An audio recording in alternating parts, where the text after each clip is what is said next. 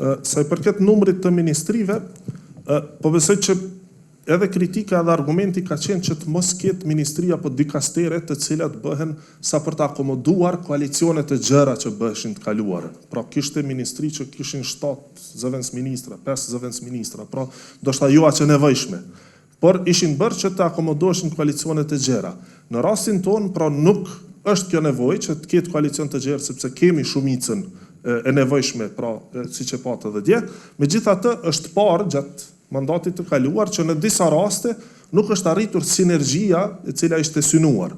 Pra dhe ka pasur raste kur me qenë se ministria apo dikasteri ka qenë tepër fushveprimi gjerë, ndoshta nuk është arritur efikasiteti i nevojshëm i cili ishte synuar që ishte fillim të mandatit, prandaj edhe është paraparë që të ketë një riorganizim të zem tek Ministria e Punëve të Brendshme me administratën publike dhe digitalizimin të ketë një ndarje prej bashkimit që ishte bërë më herët, në mënyrë që të ketë pra efikasitet të shtuar në të dyja fushveprimet, pra të mos bëhet njëra në kurrez të tjetrës apo që të mos ketë sinergji të dëshiruar. Prandaj është bërë edhe kjo. Sa i përket pagës së 13, kjo parashihet që paga e 13 pra vjen për ata që i kanë marrë 12 paga.